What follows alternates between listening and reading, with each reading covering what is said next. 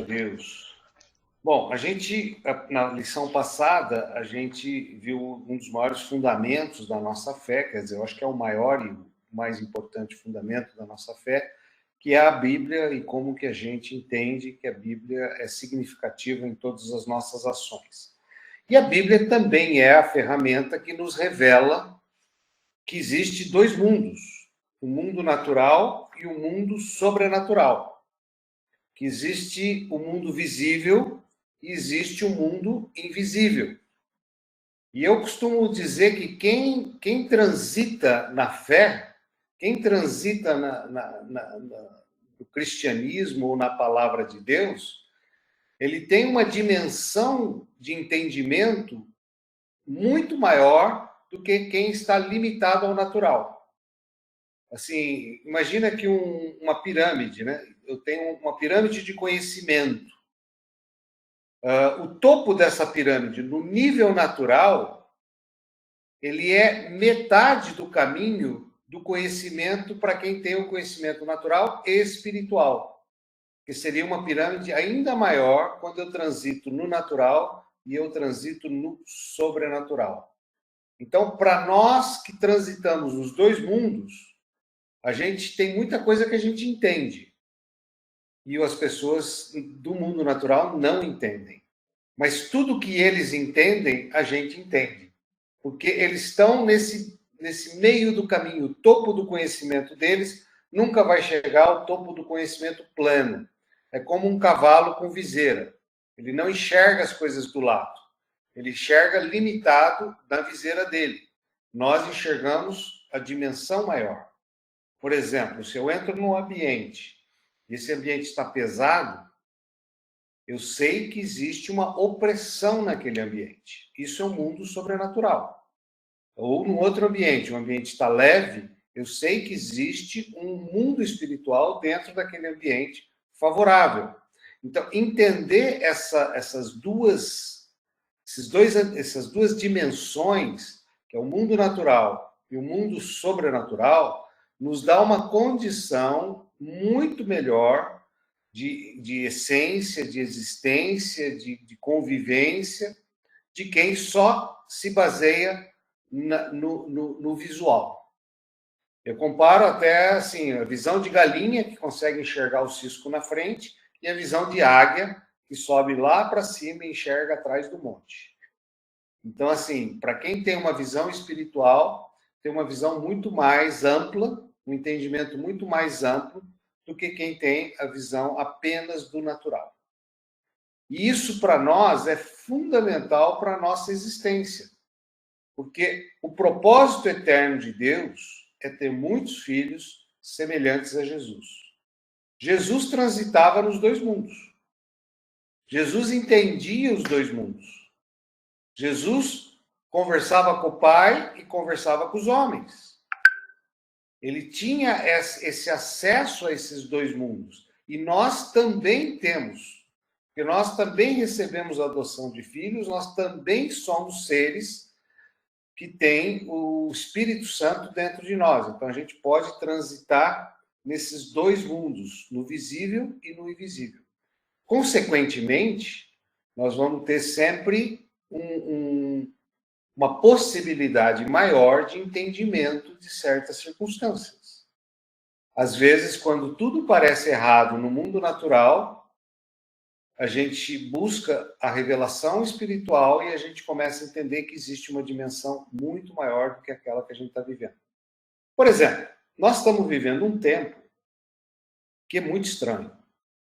Eu diria para vocês que talvez seja um dos tempos mais estranhos da minha vida. Ou da vida do Brasil, ou da vida do globo. As coisas estão muito diferentes, os ânimos estão muito acirrados, as divisões estão muito fortes. Então, pode ser que eu esteja vivendo um dos tempos mais difíceis da minha vida. Mas quando eu entendo a história da humanidade, eu vou descobrir que existiram tempos muito piores que os que nós estamos vivendo. Existiram eventos muito mais difíceis do que o que nós estamos passando. Existiram momentos da vida dos homens na Terra que enfrentaram lutas de dimensões muito maiores do que nós estamos vivendo. E a hora que eu começo a entender essa dimensão da própria história dos homens, do lado natural, eu começo também a entender que tudo tem um propósito maior de cada momento, de cada história, de cada circunstância que foi passado. E entender essa dimensão maior faz com que eu comece a entender muito mais do que está à minha volta. Eu diria assim que às vezes até eu possa ter discernimento, sabedoria, ou palavra de revelação, ou insights que vão impactar pessoas que nem esperavam que isso pudesse. Eu tenho aqui no meu escritório uma mesa, antes tinha 3 cadeiras coloridas, e eu falava que a vermelha era de Jesus. Então, às vezes, quando eu sentava na reunião, e ocupavam todas as cadeiras, eu fazia questão de sentar na vermelha e falar, agora Jesus me abraça, né? E eu ficava na reunião, assim, num espírito de oração, tentando ver se Deus me falasse algum insight sobrenatural, alguma ideia genial, algo que sobressaísse aos demais e tal. E às vezes vinha, e a maioria das vezes não vinha. E às vezes eu falava assim, mas Deus, o que eu vou falar? O senhor precisa me falar e tal. E aí eu sempre ouvia uma palavra que eu achava muito difícil, e até hoje eu acho muito difícil, porque ele continua falando a mesma coisa. Ele falava assim, não fala nada. Deixa que eu faço. E a maioria das reuniões eu entrava mudo, saía calado, e Deus fazia. Porque, assim, inclusive ele falava comigo, especificamente, de uma forma muito desagradável. Não me atrapalha. Às vezes a gente quer resolver na força do braço, às vezes a gente quer resolver naquilo que a gente acha, que pensa e tal. E eu muitas vezes ouvi isso, e às vezes a reunião foi um sucesso com a minha boca fechada. Então, é interessante você estar sensível a isso, que é uma percepção que nós que nascemos de novo, nós que temos o Espírito Santo dentro de nós, precisamos desenvolver. No sistema de cura e libertação que a gente trabalha, que a gente conversa com a Trindade, com Deus Pai, Deus Filho e Deus Espírito Santo, a gente tem o que a gente chama de lugar secreto. É um lugar onde eu tenho intimidade com a Trindade, que eu posso falar com o Pai, falar com o Filho, falar com o Espírito Santo. E é um lugar que eu posso voltar todo dia, eu posso conversar com eles todo dia. E esse é o lugar onde Deus vai trazer revelações sobrenaturais e situações que vai muito além do natural. E nem sempre é o que a gente espera e nem sempre é o que a gente quer ouvir. Aliás, quase sempre, né? Porque a gente ainda é bem carnal e Deus é completo. Então, às vezes a mensagem que vem é exatamente essa da minha reunião. Fica quieto, que senão você atrapalha Deus. Então, assim, muitas vezes a gente está ansioso, é que nem essa situação que o país vive, que todo mundo está vivendo, medo, insegurança, incertezas, uma situação completamente... Aí você vai... Não, isso tudo vai passar. Isso tudo é um momento da história. Isso tudo... Eu estou no controle. Aí você fica, o senhor está no controle? Por que deixou isso? Por que aconteceu aquilo? Não. Aquieta o coração. E aí a gente tem que entrar nessa dimensão para poder ter pacificação. Vamos olhar ali na apostila, o primeiro versículo que ele usa em Hebreus 11:3 fala assim, vamos lá, Cláudia, você pode ler? Está no texto, está escrito em cima. O mundo espiritual, logo embaixo está, pela fé. Abre o volume, abre o som. Está mutado.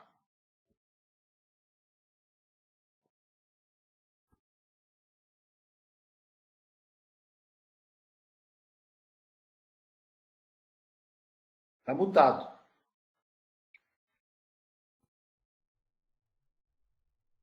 Não está conseguindo. Não, então vamos lá. Edward, você consegue ler aí? Tranquilo. Aí, então vamos lá. Pela fé, entendemos que os mundos, pela palavra de Deus, foram criados, de maneira que aquilo que se vê não foi feito do que é aparente. Amém. Então aqui fala mundos. 2 mundos. Então, 3 mundos, sei lá. O mundo visível e o mundo invisível.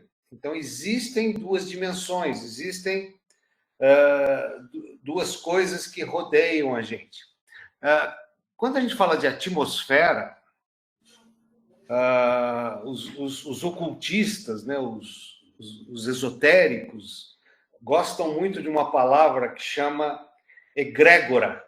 Não sei se alguém já ouviu sobre isso. Egrégora é uma palavra usada para energias, né? Energias mentais, telepatia, esse tipo de coisa, que nada mais é do que uma atmosfera. Então, assim, a gente tem que entender que os ocultistas, às vezes, usam coisas que foram criadas por Deus, porque o diabo nada cria, ele copia. E às vezes, quando a gente fala assim, egrégora numa igreja, não, egrégora é você falar de energias mentais, é falar de atmosfera.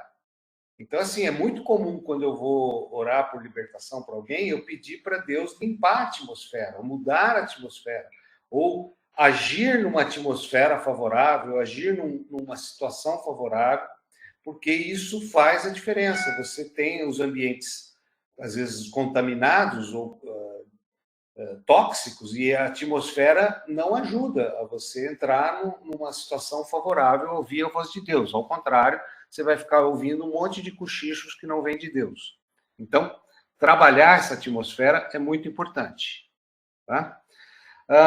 Com relação à Trindade, eu queria entrar com vocês numa dimensão pessoal.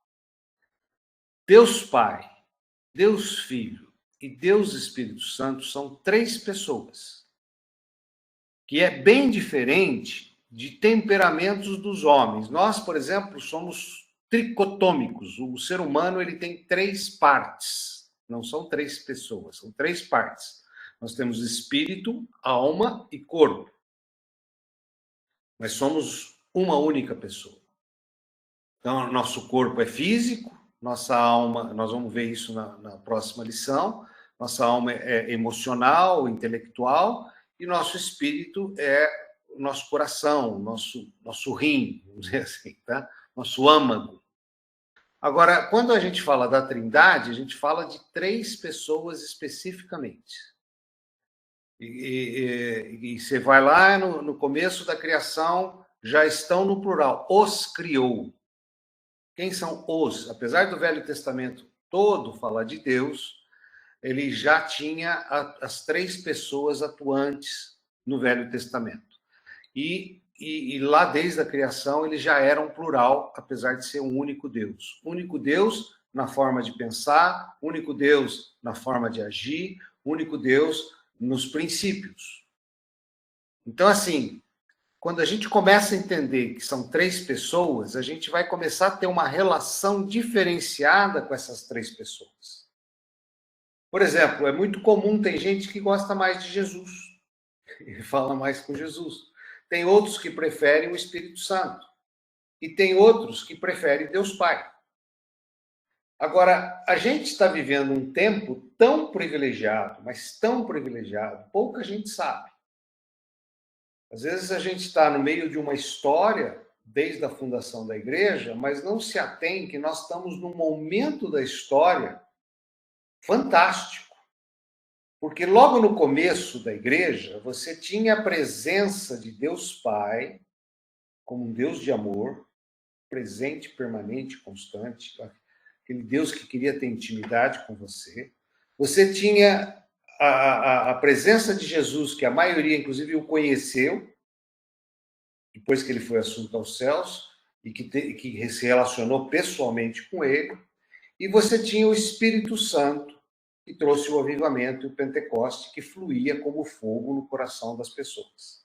Então, assim, essas três pessoas eram tremendamente vivas na vida cotidiana da igreja primitiva.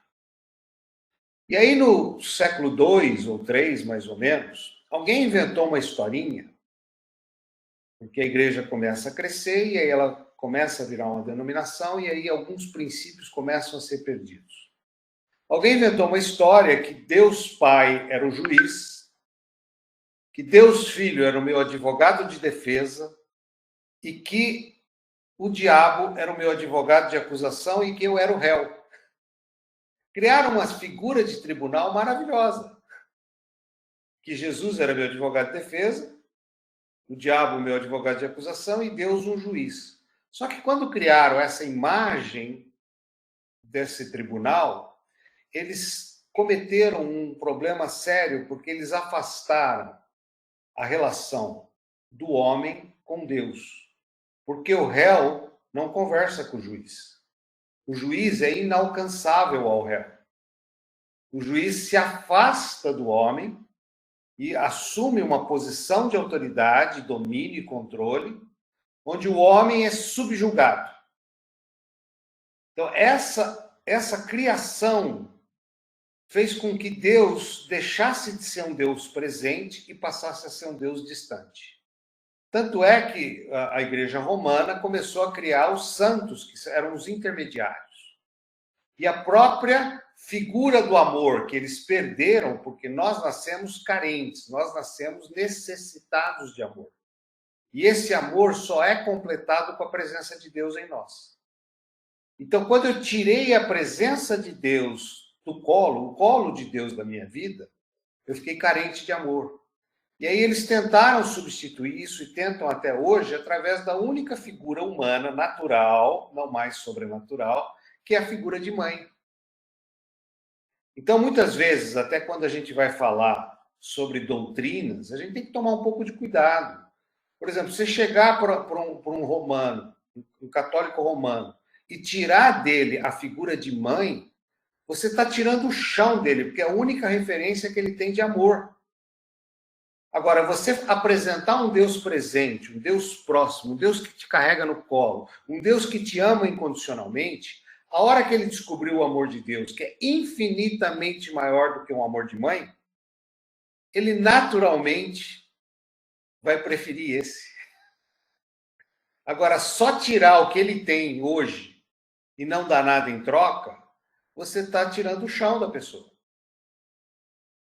Interessante a gente entender isso. E às vezes os cristãos, principalmente os recém-convertidos, eles começam a andar de Bíblia debaixo do braço e querer converter todo mundo e querer falar que vocês estão errados, a doutrina está errada, só que eles não entendem a profundidade dessas discussões.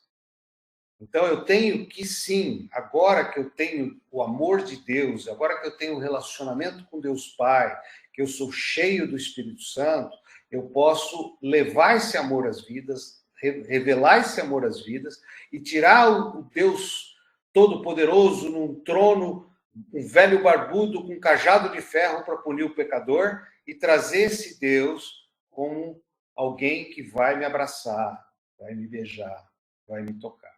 A própria música evangélica na década de 80 ou 90, quando David Keelan começou a cantar eu quero te abraçar, eu quero te beijar, para a maioria das igrejas, isso era heresia. Como Deus Pai vai te abraçar? Como Deus Pai vai te beijar? E assim, a gente olha a história, a igreja, logo no século 3 ou 4, perdeu essa referência do Deus Pai, já tinha perdido no século 3 ou 4 a presença do Espírito Santo, já não se falava mais em línguas, já não se movia mais nos sinais e prodígios, e aí só sobrou a salvação através de Jesus, que a gente vê que foi perdida na Idade Média, que Lutero precisou resgatar o princípio da salvação.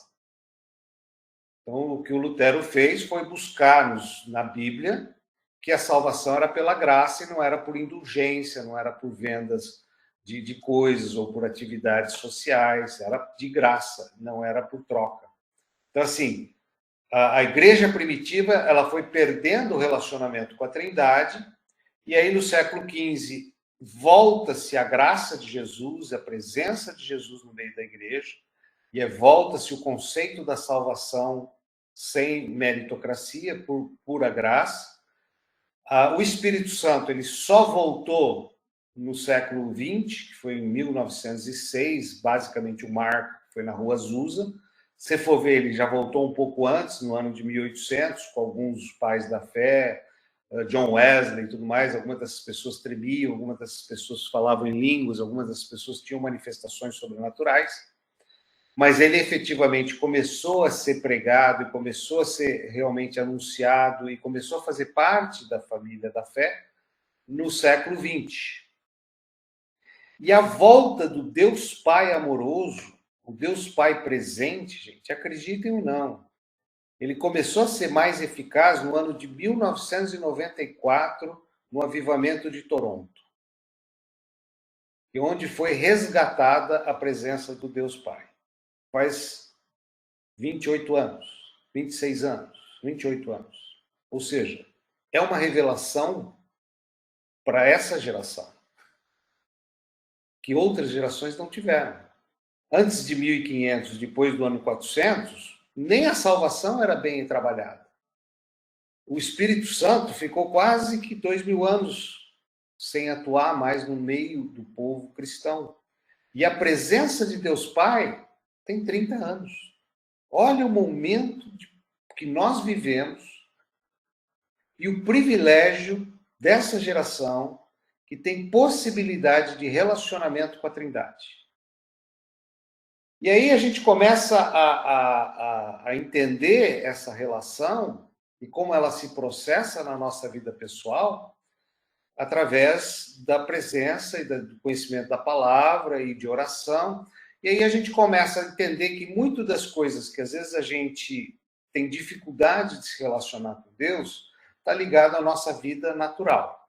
Por exemplo, tem muita gente, e é quase que uma regra geral, que transfere a pessoa de Deus Pai a experiência pessoal que teve com a pessoa do seu pai natural. Então, por exemplo, se seu pai foi um cara autoritário, se seu pai foi uma pessoa ausente, ou se seu pai foi uma pessoa violenta e você tinha medo dele, você normalmente vai olhar para Deus como um Deus autoritário, um Deus carrasco que pune o pecador, ou um Deus que te dá medo. Você acaba fazendo essa transferência, que é uma transferência errada e que precisa ser corrigida, ou seja, a gente tem que remover a mentira que foi plantada na sua mente para trazer a verdade da realidade de Deus. Então, assim, essa relação é muito forte, é muito comum isso. Então, às vezes, a gente tem que trabalhar essa questão da Trindade com a questão da nossa vida pessoal. Muitas vezes tem que perdoar um pai adúltero, muitas vezes tem que perdoar o pai ausente, muitas vezes, às vezes até um pai zeloso demais, até um pai amoroso demais, às vezes até um pai melado demais, ele não é o Deus Pai. Olha que loucura. Mas Deus não é amor? É, só que o amor não estraga. E o pai meloso, ele acaba estragando. Se eu colocar uma árvorezinha embaixo de uma copa, ela não cresce, ela fica mirrada. Ela tem que tomar sol, ela tem que ser podada, ela tem que se ralar. E a gente vê que às vezes a gente passa por tribulação e fala, pô, Deus não cuida de mim, cuida. Ele está te podando, ele está cuidando de você. Então, assim, a nossa referência natural, muitas vezes, pode atrapalhar a nossa referência no mundo espiritual.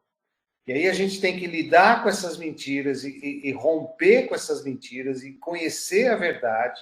E essas verdades vão vir a nós através da palavra de Deus, através da oração e através dos insights sobrenaturais e a graça do Espírito Santo, e os dons do Espírito Santo. Então, assim, a nossa relação com o Espírito Santo, ela está muito correlacionada à nossa relação com a nossa mãe natural. Muito correlacionada. Se a nossa mãe é dominadora, a gente acha que o Espírito Santo é dominador. Se a nossa mãe é serva, a gente acha que o Espírito Santo é servo. Então, assim, a gente também tem que trazer a verdade à luz para a gente começar a se relacionar com a Trindade, entrar no lugar secreto e começar a conhecer Deus Pai, Deus Filho, Deus Espírito Santo, na essência, o que eles são.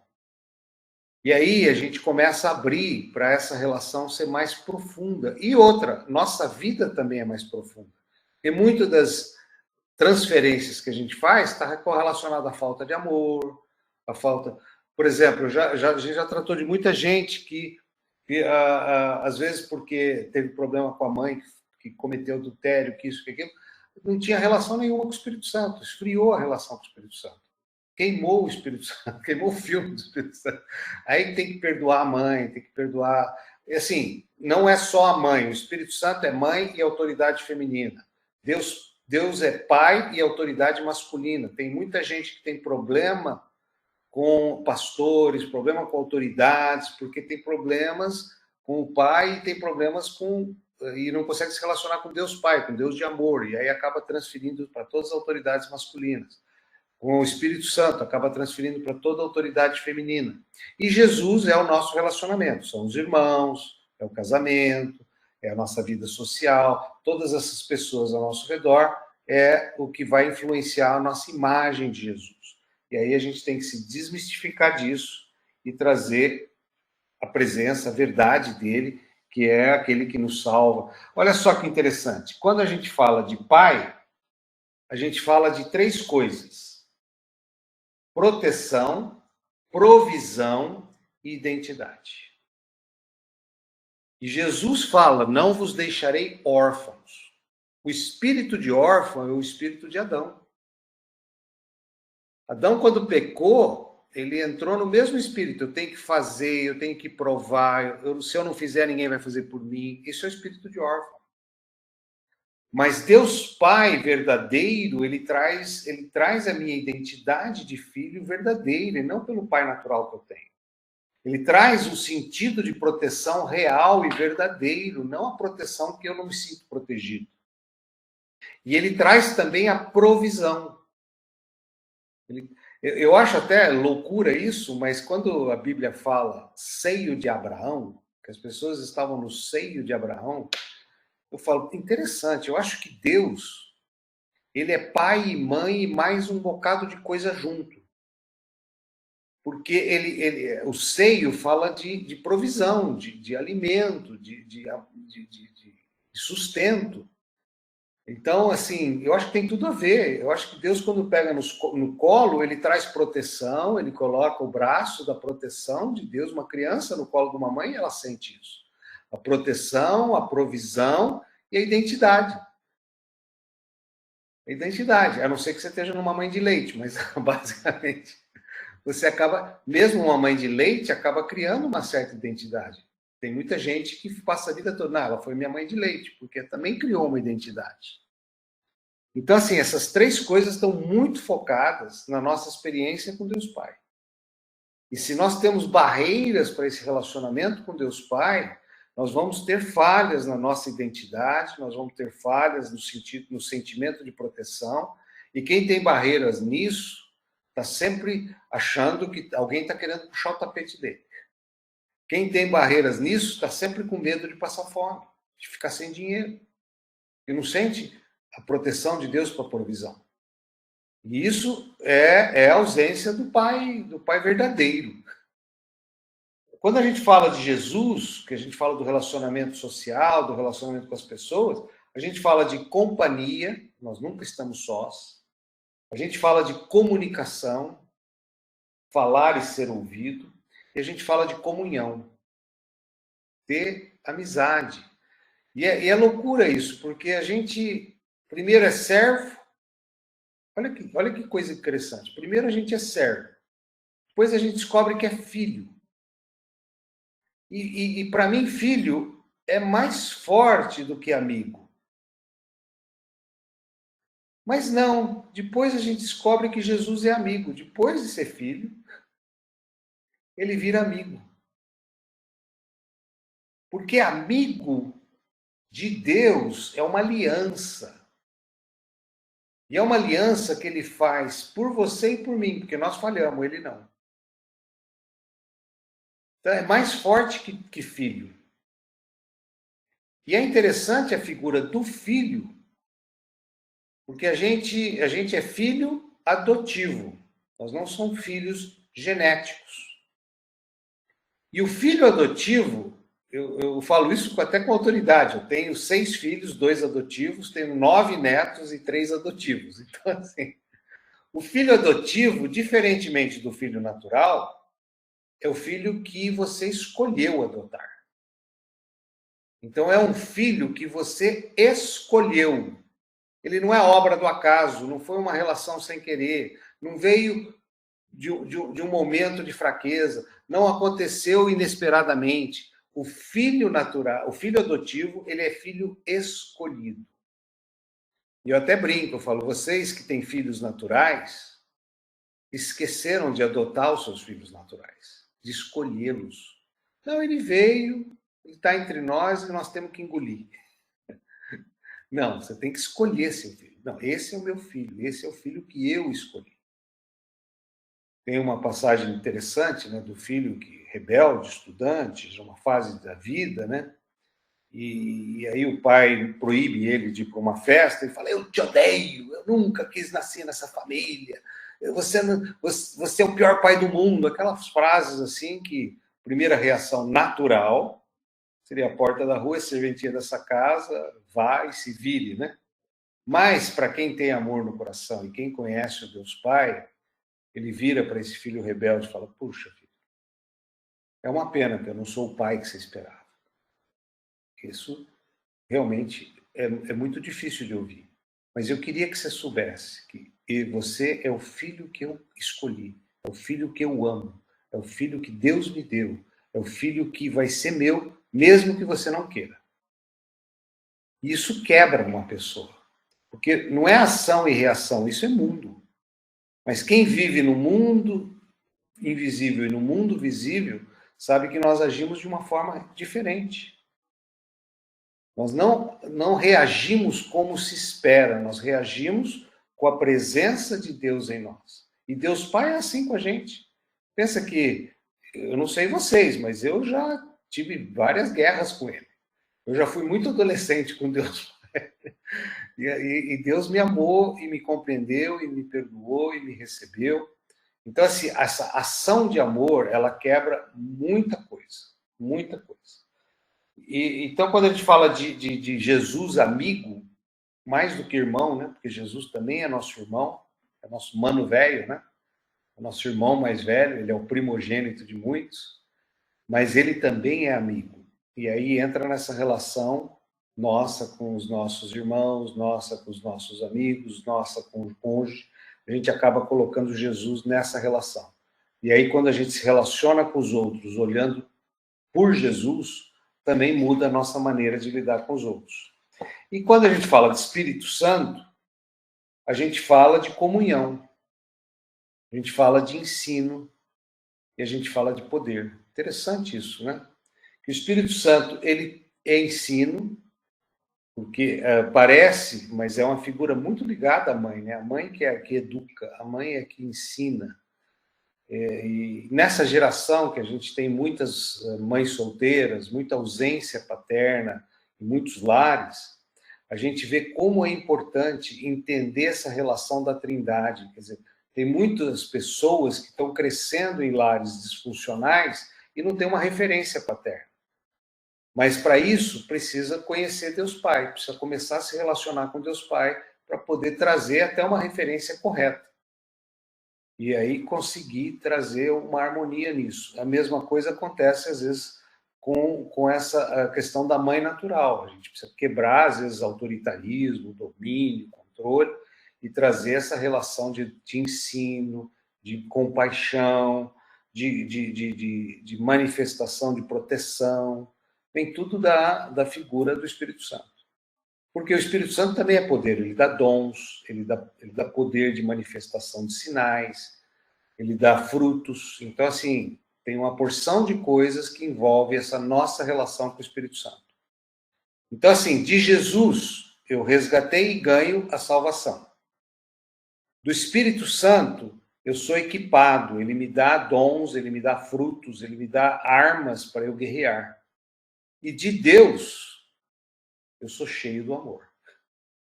Então, a hora que eu me alimento da Trindade, eu vou transbordar da Trindade. O problema nosso é que a gente se alimenta de mundo. E aí a gente transborda mundo. E aí a coisa não flui. Não é boa.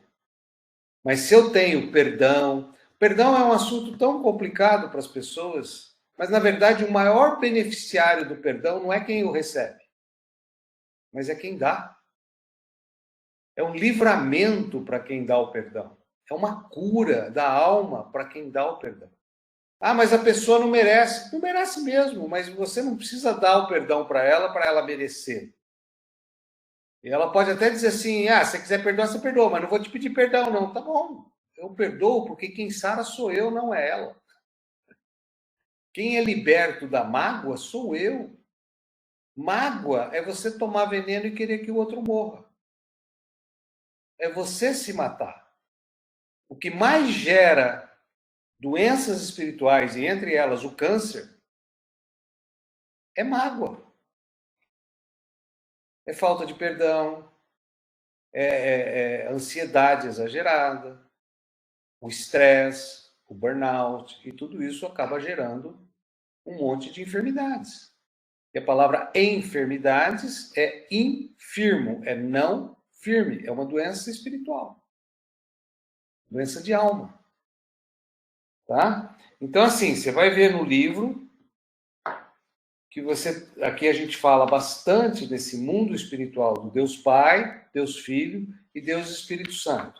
Mas também quando a gente fala de mundo espiritual, fora a nossa relação íntima com a Trindade, que é uma relação que muda a nossa vida, muda nosso caráter, muda nosso temperamento, muda a nossa maneira de ser, faz com que a gente transite muito melhor no mundo natural, porque a gente vai trazer o mundo espiritual para as situações. Por exemplo, eu estou no carro e de repente alguém me fecha e eu começo a me transtornar. Se eu estou no mundo espiritual, eu vou enxergar que uma nuvem de gafanhotos passou sobre mim e me tirou do sério. Mas eu vou lutar contra os gafanhotos, mas não contra o outro motorista.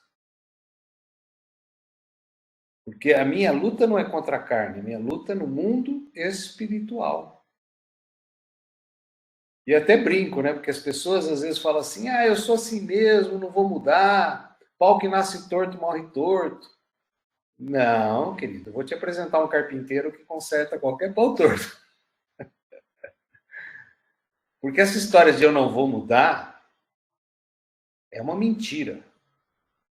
Você quer ver um cara irritadinho, nervosinho, gritando com a mulher, jogando prato na parede, e ele achar que ele não tem controle? Toca o telefone ou toca a campainha e é o pastor. Na hora ele vai acalmar. Na hora ele vai atender a porta e falar, oi, pastor. Não, mas cadê aquela ira, aquele nervosismo incontrolável? Ou se você está no trânsito e alguém te fecha e você já está abrindo o vidro para xingar, aí quando você olha o motorista é seu irmão, você se controla na hora, você não xinga porque ele é seu irmão ou seu pai. Então, quer dizer que não tem controle é uma mentira deslambida. Controle você tem, é que você não quer controlar. E vai ter situações que você controla rapidinho. A gente vê muito isso em congresso, em Câmara Municipal, em eventos. Alguns até agora já vão com o celular ligado, né? E tem gente que a hora que vê que o celular está ligado, o destempero passa. Porque estão filmando, vou passar vergonha, vai ser público. Então, assim, controle todo mundo tem. O que nós precisamos é querer controlar, querer fazer a coisa certa. Então, assim, é muito importante a gente entender que não existe só um mundo natural, existe um mundo espiritual. Existe um mundo invisível e um mundo sobrenatural. Então, quando você começa a entender isso, você começa a entender que existem muitas coisas muito além do visível. Eu não sei vocês, mas eu já tive muitas dívidas impagáveis. E sabe o que aconteceu com todas elas? Foram pagas. Sabe aquela passagem na Bíblia que fala assim, se você tem fé, fala para esse monte, mova-se daqui para lá. Pois é, todas elas foram pagas. Mas parece que a atual é impagável. Eu ainda não aprendi que ela vai ser paga também. E a gente sempre se agoniza, sempre cria ansiedade, sempre cria estresse na atual. E esquece quantos montes já foram removidos no passado. Quantos, quantos e quantos. Mas o atual é o maior de todos. Não, não é. Ele também vai passar. Ele também vai ser removido. Porque a gente tem que enxergar acima da visão de galinha. A gente tem que enxergar acima do monte. Se você está no deserto, você vê um monte de areia e você não vê esperança, você morre ali antes de subir o monte. Mas se você vê que tem um oásis depois do monte de areia, você vai ter forças para subir o monte e descer até o outro lado para chegar ao oásis. Você só encontra forças, perseverança, combate, se você tiver visão espiritual, tiver agindo no mundo invisível, não no mundo visível. Então, eu não sei quanto cada um está passando nessa situação, nessa país parado, tudo complicado, tudo inerte. Eu só sei que nós vamos passar. Passamos a pandemia, 2 anos de pandemia, passou. Tá? E nesse mundo espiritual, aqui no livro também falamos de anjos e demônios, que são criações sobrenaturais e que a gente sabe que existem. Por mais que não vemos, apesar de que muitos irmãos veem, nós temos dentro da igreja, e eu conheço muita gente no mundo espiritual, no mundo natural, que tem uma visão de mundo espiritual, que a gente chama de visão aberta, né? Tem muita gente que enxerga o mundo espiritual e é uma loucura, né? Eu lembro que eu dirigi uma igreja e tinha assim 2 ou 3 irmãos que tinham visão aberta. E aí um chegou para mim, nós estávamos no meio do louvor, e falou assim: estou vendo um demônio naquele canto, assim, assim, assim. Eu falei: tá bom, vamos orar. Aí, assim, eu sou muito cauteloso, né? Eu falei: vou esperar uma confirmação, ou que Deus fale no meu coração. Aí chegou um outro irmão e contou exatamente: estou vendo um demônio ali naquele canto, assim, assim, assim. Eu falei: opa, isso já é confirmação. Então, realmente está ali. Aí chegou um terceiro irmão, falou: estou sentindo uma atmosfera muito pesada. Aí, na hora, eu peguei o microfone e falei: irmãos, vamos parar o louvor, vamos ajoelhar e vamos orar. E começamos a orar, porque o louvor também não estava fluindo muito bem. Aí a igreja começou a orar, orar, orar. Aí esse irmãozinho, o primeiro que falou assim: já foi embora. Eu falei: obrigado. Continuamos orando. Aí chegou o segundo e falou: já foi embora. Eu falei: agora sim. Aí chegou o terceiro e falou: vamos louvar. Aí pegaram e começaram o louvor de novo. Então, assim, essa dimensão sobrenatural, ela é muito louca, né? Mas também, assim, a gente não deve se mover por uma pessoa, por um relato. Busca confirmação, busca ter mais informação, porque uma coisa pode ser só uma impressão, outra coisa pode ser um fato real. Então, a gente também tem que discernir, às vezes, onde está acontecendo essas coisas e como está acontecendo. Então, quando a gente fala de anjos, a gente vê aqui que eles foram criados. Eu sempre fico com algumas dúvidas sobre a criação dos anjos. Porque, assim, eu acho que existe alguma similaridade de anjos com os homens, porque os anjos, quando foram criados, diz que nós somos um pouco menor que anjos. Mas, por outro lado, Deus dá ordem aos seus anjos para nos servir. Então, quando a gente se torna filho de Deus, anjo não é filho de Deus, nós somos filhos de Deus. Os anjos passam a nos servir por ordem de Deus, não por nossa. Nós não damos ordem para anjo, mas Deus manda os anjos nos servir. Então, assim, é interessante, porque eu fico pensando como que funciona essa diferença entre os anjos e os humanos. Mas aí você vê que os anjos, da mesma forma que os humanos, eles tinham, antes da queda, o livre-arbítrio.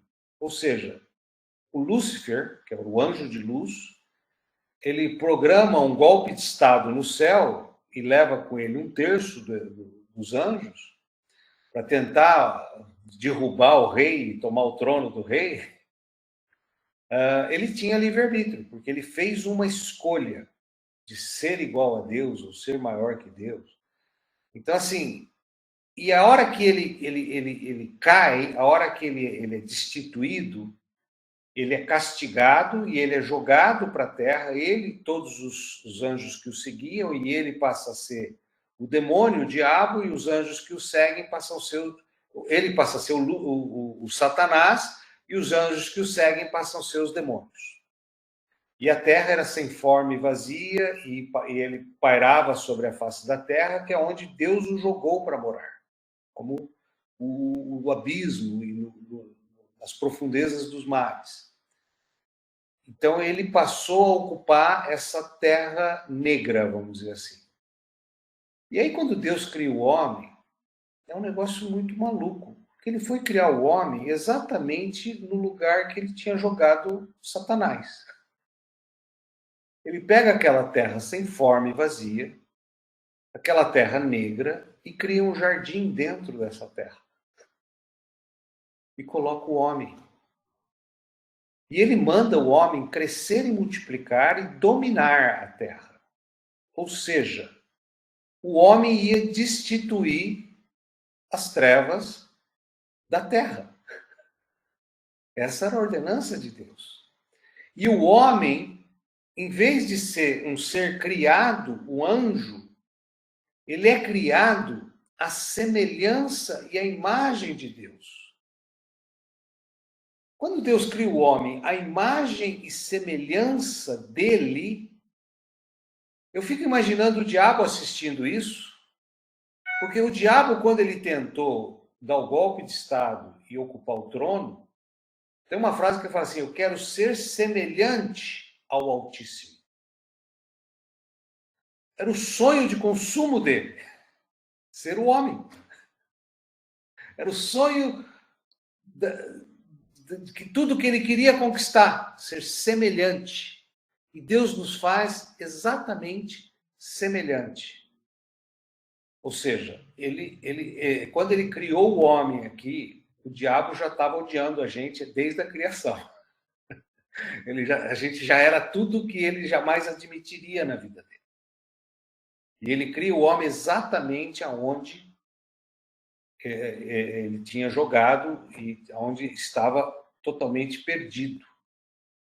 Então, assim, essa relação das trevas é totalmente da criação dos anjos, depois do golpe do Lúcifer no céu, está tudo descrito na Bíblia. Aqui, se vocês prepararem a lição, vocês vão ver. E vão ver que tudo foi criação dele, tudo foi feito por ele, e é impressionante. Só que, diferentemente do diabo, que ele quis ser igual a Deus, que é um pecado de rebelião, e ele foi castigado por isso, o Adão não teve essa pretensão. O Adão, ele não quis ser igual a Deus. Adão, ele simplesmente cometeu o pecado da desobediência, e não o pecado da rebelião. E aí a Adão foi dado o que não foi dado aos anjos. Adão foi dado a segunda chance. É interessante porque quando Deus puniu os demônios, ou os anjos caídos, ou Lúcifer, o anjo de luz, ele tirou deles algo que nós temos ainda, que é o livre-arbítrio. Nem os anjos que ficaram e nem os que caíram têm livre-arbítrio. Um demônio, hoje, ele não pode falar assim: eu me arrependo, eu quero voltar a ser bonzinho. Ele não tem essa escolha, ele vai ser mal toda a eternidade. E um anjo de Deus nos céus, ele também não tem mais a escolha: eu quero fazer que nem Lúcifer, eu vou dar um golpe de Estado. Ele é agora obediente, e obediente até a morte. Não tem a morte, até a eternidade. Tanto é que Deus dá ordem aos seus anjos para nos servir. Quando Deus dá uma ordem ao anjo, ele obedece. Ele não discute. E aí parece, poxa, nós somos melhores que eles? Não, não. Eu acho até que essa figura dos anjos no céu e dos demônios no inferno é a figura nossa, da eternidade. Quando nós formos arrebatados ou morrermos e ressuscitarmos, nós também não vamos ter mais livre-arbítrio. Eu fui para o céu e eu nunca mais vou ser mal. Eu não vou ter mais a carne para me atormentar e nem o diabo para me torturar. Eu só vou ter Deus para adorar. Então, eu não vou ter livre-arbítrio, eu vou ter um coração de servo permanente. E os que forem para o inferno vão gemer e chorar e arder toda a eternidade. Não tem mais arrependimento, não tem mais reconciliação, Não tem mais uma chance. Acabou. Então é interessante quando a gente começa a olhar essas figuras sobrenaturais e começa a entender muito do nosso natural. Alguém está me acompanhando aí ou está todo mundo dormindo? Porque eu estou dando um nó na mente de todo mundo, eu imagino, né? Qual é a dimensão sobrenatural? Por exemplo, quando a gente imagina que nós estamos presos numa história, como a gente falou da Bíblia, de 7.000 anos, mais ou menos, a eternidade passada não tinha nem tempo e nem espaço, a eternidade futura também não. Então, quando a gente imagina esses seres celestiais, nós estamos vivendo exatamente, eles vivem exatamente nessa dimensão maior. Por exemplo, outro dia eu estava conversando com um amigo que é cientista, eu não entendo muito de ciência, sobre fusão a frio. Tem uns malucos aí que acham que estão desenvolvendo alguma coisa de fusão a frio, e o meu amigo que é cientista falou, não, isso é impossível. Isso jamais acontecerá, isso é humanamente impossível. E aí, outro dia, esse cara é tão louco também, apesar de ser cientista, ele falou assim, cara, eu acho que quando um anjo se materializa, ele faz uma fusão a frio. Eu falei, mas o que você diz? Ah, porque ele vem, ele fica com corpo, ele fica com roupa. Eu falei, é verdade. Quando Jesus ressuscitou, ele dobrou aquela faixa que o cobria, deixou lá, mas as mulheres não viram Jesus pelado. E estava de roupa. E ele passava a parede, e ele aparecia e sumia. Ele falou, provavelmente Jesus também fazia fusão a frio. Eu falei, cara, você está me deixando maluco, eu não entendo muito dessas coisas. Mas eles têm todo o domínio sobre as células, moléculas, ou sei lá, esse mundo visível e invisível. Ele pode materializar e desmaterializar do jeito que quiser. Olha que doideira. Então, assim, tentando explicar o inexplicável, e talvez trazendo mais confusão do que solução, é muito legal a gente viver os dois mundos. É muito legal entender que nós temos um Deus Pai, temos um Deus Filho, temos um Deus Espírito Santo. É muito legal saber que existem anjos e que os anjos obedecem Deus e Deus dá ordem aos anjos para nos servir. É muito legal que existe uma guerra no mundo espiritual contra principados, potestades e dominadores desse mundo, que a nossa luta não é contra a carne nem contra o sangue, mas contra esses inimigos de Deus, e que eles estão aqui. O Satanás é o príncipe desse mundo, ele domina esse mundo. Quando alguém fala assim, Deus não existe, senão não teria tanta desgraça no mundo. Não, Deus existe, mas quem é o príncipe desse mundo é Satanás. E nós somos chamados, como filhos de Deus, fomos chamados para restituir esse mundo que foi tirado de Adão, para devolver para essa geração dos filhos de Deus, porque Jesus é o segundo Adão que veio tirar as chaves da mão de Satanás e devolver aos homens. E assim, por mais que pareça loucura, Deus criou os anjos nos céus e os homens na terra. A terra foi dada para ser domínio dos homens. Quando Jesus voltar, ele vai reinar nesta terra com os homens por 1000 anos. E esta terra foi dada aos homens para dominar. Então, assim, é muito doido isso, mas é muito legal porque a gente às vezes fica se agarrando em situações, discutindo situações, quando na verdade, meu irmão, abre mão, deixa para lá. Porque você não sabe o que é minha mulher. Se você morar uma semana em casa, você não aguenta. Cara, só muda o endereço, são todos iguais. Você vai perceber que as manias dos homens e as manias das mulheres são tudo muito parecido. Uma vez eu cheguei para um amigo que queria se separar. Eu falei, cara, você vai trocar 6 por 5, vai ficar pior depois do que antes. Não vale a pena. E, de fato, ele precisou trocar e descobrir que realmente fez uma péssima troca. Porque a nossa vida é de amor ao próximo, de tolerância, de resiliência, não adianta levar tudo a ferro e fogo. Não adianta levar tudo no extremo, no radicalismo, nada disso resolve. Perdoa, passa por cima, restitui, refaz, engole sapo. Eu engulo o sapo o tempo todo. E não passo mal com isso, não. Ao contrário, eu abençoo. Então, assim, querer ter razão, muito das nossas ações de justificar, de querer ter razão, é por causa do nosso espírito de Adão, que ainda está em nós, que é o espírito de orfandade. O órfão, ele tem o tempo todo necessidade de estar certo, necessidade de provar que ele é alguém. Nós não precisamos disso. Quando eu descobri esse Deus de amor, esse Deus que me ama incondicionalmente, mesmo que eu não mereça, eu não me preocupo mais que as pessoas não gostem de mim. Eu sei que tem um Deus que gosta de mim. E ele me basta. Eu não preciso mais provar para alguém que eu tenho razão, que o meu argumento é melhor que o dos outros. Se ele acredita ou não, não tem problema. Eu estou com paz de espírito, estou bem. E às vezes a gente entra nessas disputas e de discussões e de argumentações. Eu lembro que eu tinha muito problema com os meus parentes, né? Cunhados e parentes agregados. Toda festa eles bebiam demais e chegava um ponto que era só ofensas.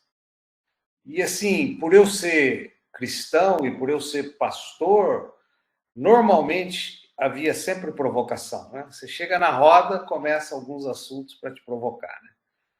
Desde Edir Macedo passa a sacolinha, que você dá o dízimo, não dá o dízimo, estão te roubando, não estão te roubando, até discussões sobre costumes e hábitos, de ideologia de gênero e tal.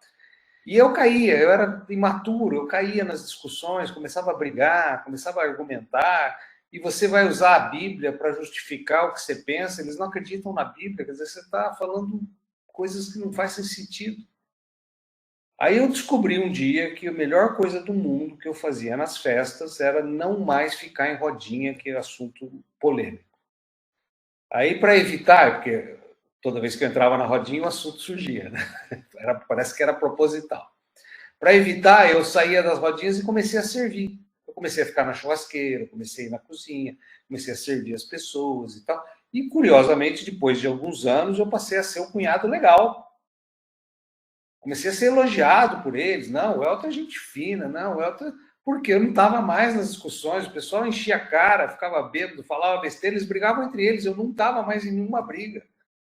Eu não entrava mais em polêmica, eu não entrava mais em discussão. Simples assim. Mas, por outro lado, não, já sai magoado, já sai ofendido, já não quer mais ver, já cria aquela... Meu Deus. Misericórdia.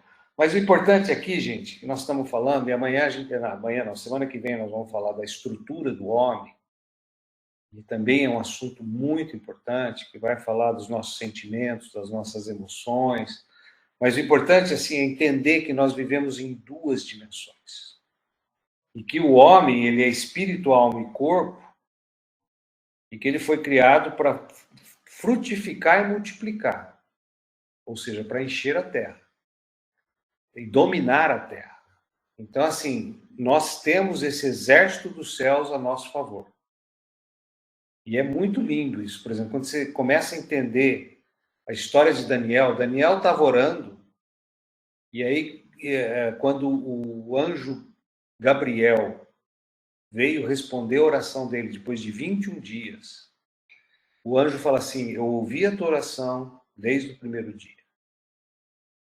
Só que quando Deus envia o anjo para responder a Daniel, ele enfrenta principados e potestades nos ares, que não deixavam o anjo passar para levar o recado para o Daniel.